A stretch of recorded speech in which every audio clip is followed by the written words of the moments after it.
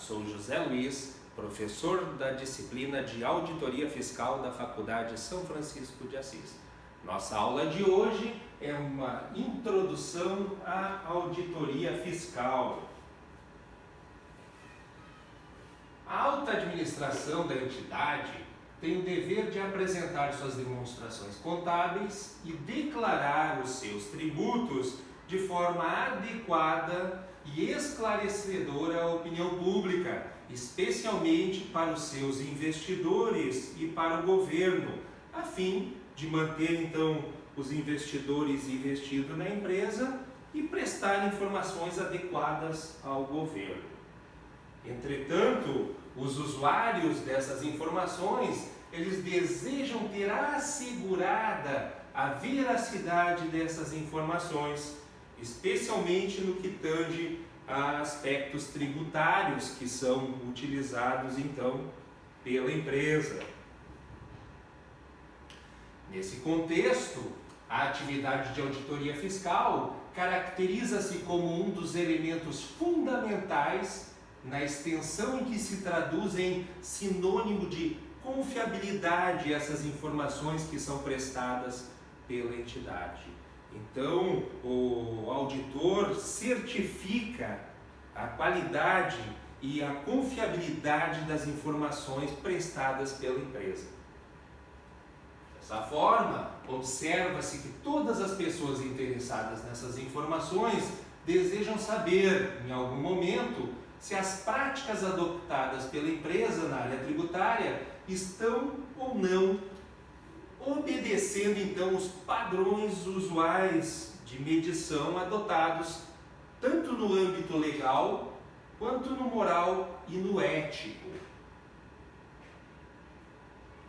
Nesse cenário, então, a auditoria fiscal torna-se de suma importância, sendo também, como é o caso da auditoria contábil, elemento fundamental no sistema de informações de medição de desempenho e na prestação de contas da administração, pois é justamente o auditor que vai aferir essa veracidade dessas informações e dessa forma dar confiabilidade às mesmas.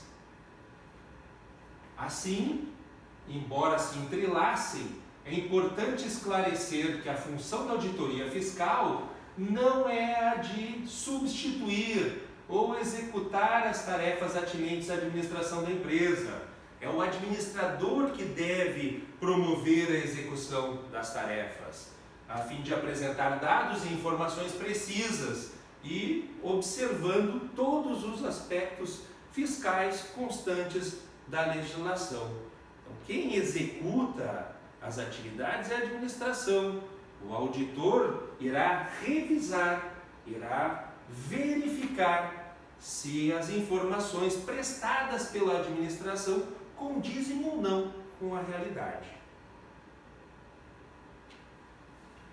A auditoria fiscal, por sua vez, procederá a uma avaliação independente sobre a observância dos aspectos legais e fiscais de toda essa documentação apresentada pela administração e que possuam relação com os aspectos tributários aplicados à empresa.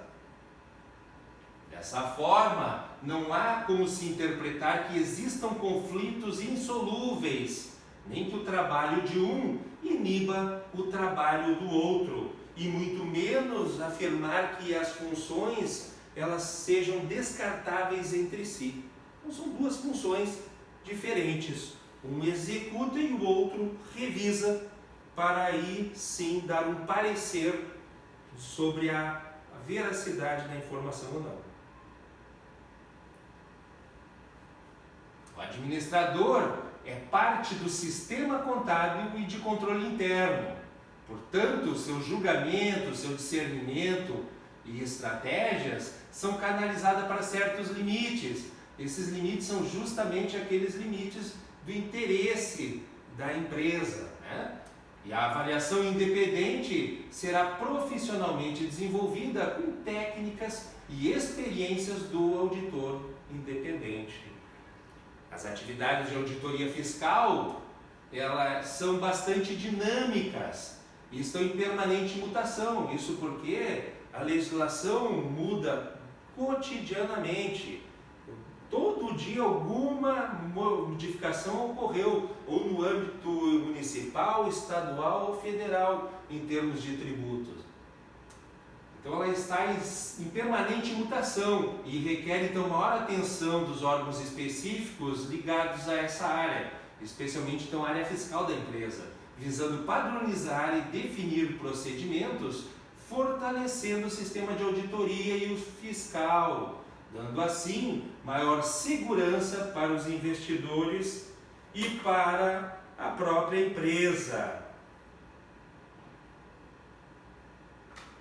Assim, as empresas dependem assim como as empresas dependem do talento e da habilidade de seus administradores para o seu crescimento e fortalecimento, da mesma forma, o auditor necessita do seu talento e do seu conhecimento para ele poder julgar de maneira independente a credibilidade dos dados tributários que foram apresentados a ele. Constante, então, das demonstrações contábeis, então culminam com o registro de todos esses dados tributários nas demonstrações contábeis, a fim de que as informações fornecidas para terceiros, governo, investidores e credores, sejam confiáveis. Então, o auditor vai atestar a confiabilidade das informações que são prestadas pela entidade. Dessa forma, a base fundamental da auditoria fiscal está ligada diretamente à contabilidade, que, embora exerça o principal papel da empresa, no sentido de registrar e informar os reflexos das transações no patrimônio da empresa, muitas vezes é manipulada por interesses estranhos ao objetivo da empresa, visando vantagens ilícitas ou malservação de recursos. A exemplo, então, de empréstimos, de aprovações cadastrais, de financiamentos e de sonegação, entre outros. Então, a base da auditoria fiscal são os dados fornecidos pela contabilidade, que muitas vezes, por interesses escusos, são manipulados esses dados, a fim de que se obtenham vantagens ilícitas. Dessa forma, não obstante o papel do auditor fiscal não seja o de detectar fraudes, se no decurso do seu trabalho ele as descobre, ele deve comunicá-las. E de que maneira ele vai fazer isso? Por meio do seu relatório, bem como todos os efeitos decorrentes dessa fraude que ele identificou.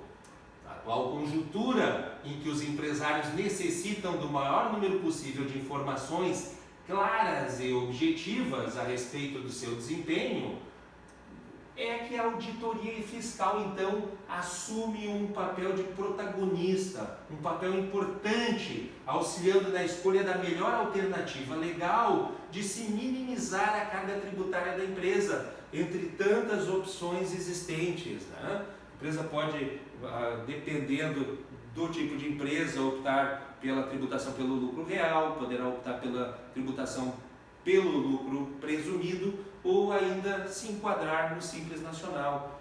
Então, cabe ao auditor auxiliar então no processo de escolha da forma de tributação que minimize o custo tributário para a empresa, bem como evitar que a mesma cometa penalidades que então impactariam negativamente nos seus resultados. Já em relação à relação custo-benefícios do serviço de auditoria, até algum tempo atrás, muitos consideravam a contratação de uma auditoria independente como um custo e não como um investimento. Cercados então por uma exigência legal da contratação de auditores, como é o caso das companhias abertas, os empresários sentiam-se obrigados a empregar recursos numa atividade que para eles aparentemente não lhes traria benefício algum.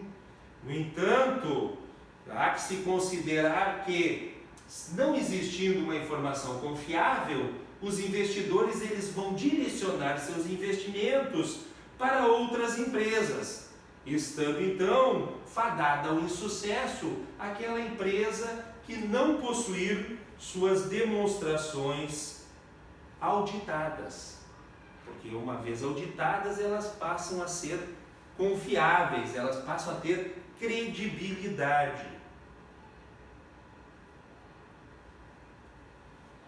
O exame do auditor fiscal leva o profissional de auditoria a uma verdadeira viagem por dentro da área fiscal da empresa, empregando então técnicas que lhe assegurem depois formar uma opinião sobre a adequação das demonstrações contábeis e das declarações, bem como de todos os recolhimentos de tributos, incluindo no seu escopo, inclusive, a determinação da continuidade operacional da empresa. Então ele vai verificar se a empresa vai continuar operando ou se ela está apresentando algumas características de descontinuidade.